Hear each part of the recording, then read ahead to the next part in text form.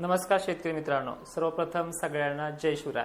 अवघ्या काही दिवसातच गारपिटीचे रडार पूर्व मराठवाडा आणि विदर्भात सक्रिय होण्याचा अंदाज आहे। या संदर्भात 24 डिसेंबर 2025 ला दिलेल्या उन्हाळी रिपोर्टनुसार वातावरण आता लवकरच सक्रिय होत आहे। 13 तारखेपासून वातावरणामध्ये दमटपणा, गरमी, अंशतः ढगाळ परिस्थिती देखील पाहायला मिळणार आहे। पण चक्क 20 च्याही अगोदरच वातावरण हे ऍक्टिव्ह व्हायला सुरुवात होतीये। प्रमुख शहरांची नावे घेत आपण हा व्हिडिओ पूर्णपणे सादर करण्याचा प्रयत्न करूयात। मान्सून संदर्भात देखील व्हिडिओच्या शेवटी तुम्हाला काही महत्त्वाचे घटक देखील सांगूयात, जे आपण रिपोर्टमध्ये चांगल्या पद्धतीने समजून सांगितलेत।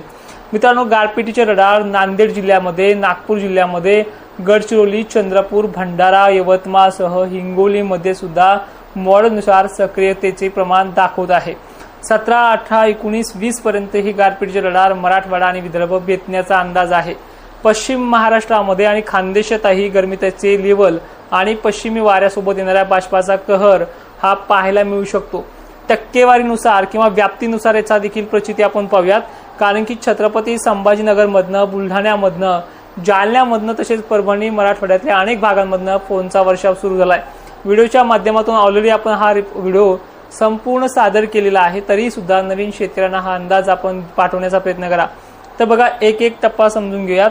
हा अवकाळी जो आहे तो फक्त महाराष्ट्रापुरता मर्यादित नाहीये। पश्चिमी वाऱ्यांच्या जोरावरती देखील हा अवकाळी सज्ज होताना दिसतोय। यामध्ये परिस्थिती नांदेडची, सोलापूरची, तसेच यवतमाळ, चंद्रपूर, नागपूर जिल्ह्याची, अकोला, अमरावती काही भागांची किचकट राहणार आहे। गारपीटचे रडार या भागांसाठी फिक्स आहेत। खानदेशामध्ये सुद्धा धुळे, साक्रीचा भाग देखील अडचणीचा सामना करावा लागेल अशी परिस्थिती आहे। गारपिटीचे रडार 16 तारखेपासून वातावरणाची ऍक्टिव्हिटी दाखवते असले तर 26 पर्यंत म्हणजे 18 ते 26 चक्क एक आठवडा वातावरण हे ऍक्टिव्ह राहू शकतं। आणि अशा पद्धतीने या विभागामध्ये मराठवाडा, विदर्भ, खानदेश आणि पश्चिम महाराष्ट्रात याची झलक पावसाची पाहायला मिळू शकते। आणि विशेषतः ही माहिती तुम्ही इतरही शेतकऱ्यांपर्यंत पोहोचण्याचं काम करा। 2 वर्षापासून या चॅनलवरती काम करतोय, तर ह्या चॅनलचे 100K सबस्क्रायबर पूर्ण करायचे मी आज वैयक्तिक तुम्हाला बोलतो आहे, ते आपल्याला करायचे आहेत।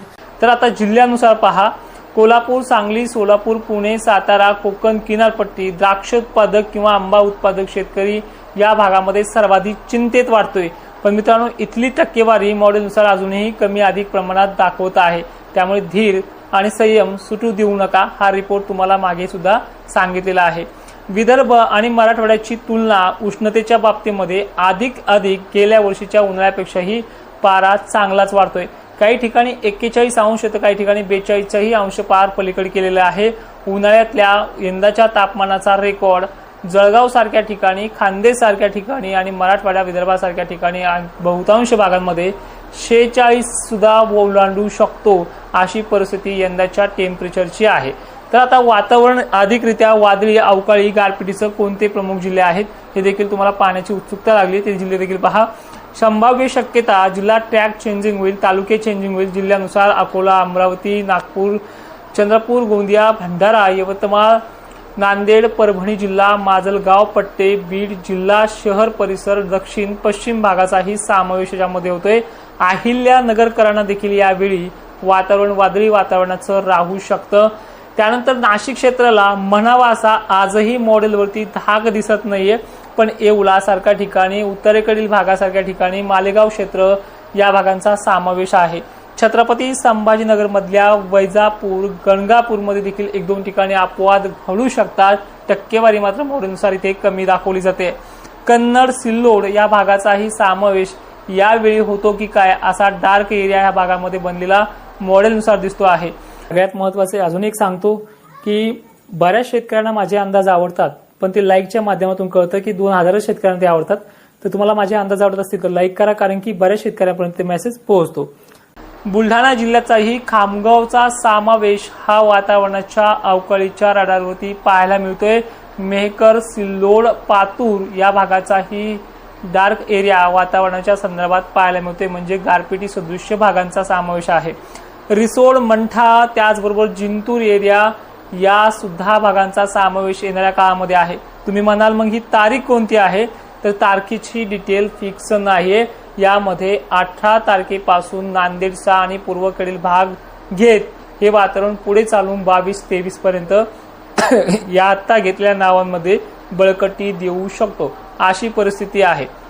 आता व्हिडिओच्या एंडिंगला आता तुम्हालाही मान्य आहे काही जिल्हे मी सांगताना सोडले आहेत, कारण की धाराशिव असेल, इकडे परभणी जिल्हा असेल, नंतर वाशिम हिंगोली असेल, इथे सध्या तरी वातावरण कमी अधिक सरकारसारखीच्या ट्रेंडमध्ये आहे, पण याही जिल्ह्यांना तो धाक आहे।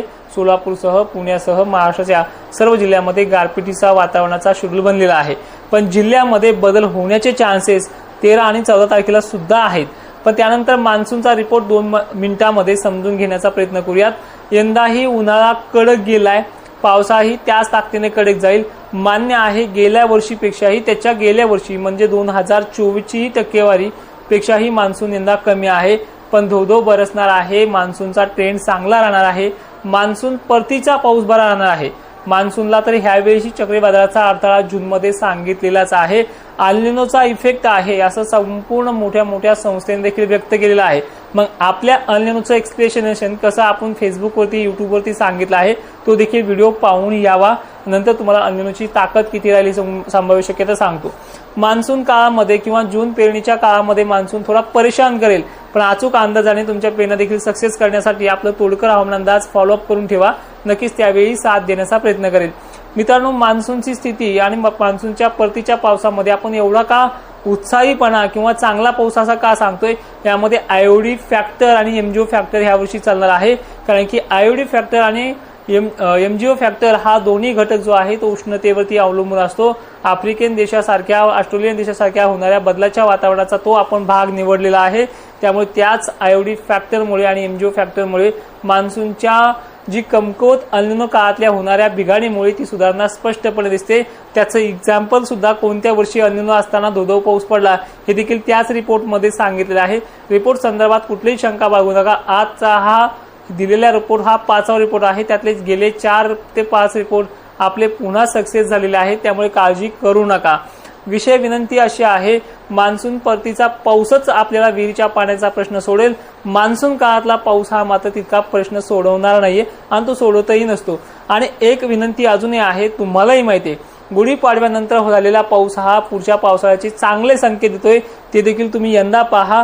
गुढीपाडव्यानंतर चक्क दोन्ही महिने खराब आहे। ऊस उत्पादक किंवा फळबाग उत्पादकांना यामध्ये दिलासा आणि नुकसानकारक परिस्थितीला देखील सामना करावा लागणार आहे।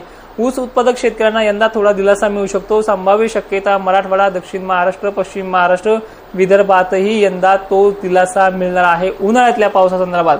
मिरची उत्पादक, टरबूज उत्पादक शेतकऱ्यांना पुढील आठवड्यापासून त्रासदायक वातावरण सक्रिय होतंय। अधिक माहितीसाठी आपण लाईव्ह ऑप्शन आपला युट्यूब चॅनल, फेसबुक चॅनल तसेच आपलं ऍप्लिकेशन डाउनलोड करून ठेवा। उद्याच्या लाईव्ह मध्ये 10 तारखेला गारपिटीचे ऍक्च्युअल तालुके कोणते आहेत ते त्या व्हिडिओमध्ये आपण लाईव्हच्या दरम्यान समजून सांगण्याचा प्रयत्न करूयात। कमेंट बॉक्समध्ये तुम्हाला तुमच्या मनातले उरलेले प्रश्न तुम्ही कमेंट करा। उद्या दिवसभरातून तुमच्या भागांच्या उत्तरे देखील त्या कमेंटच्या खाली करण्याचा प्रयत्न करेल। कमेंटला रिप्लाय फक्त फेसबुक आणि युट्यूबवरच मिळेल, इन्स्टावरती देखील तुमच्या कमेंटला उत्तर देण्याचा प्रयत्न आणखी करण्याचा प्रयत्न करू। माहिती शेवटपर्यंत पाहणाऱ्या शेतकऱ्यांचे धन्यवाद आणि ही माहिती सर्व शेतकऱ्यांना पाठवण्याचा प्रयत्न करा। जय शिवराय।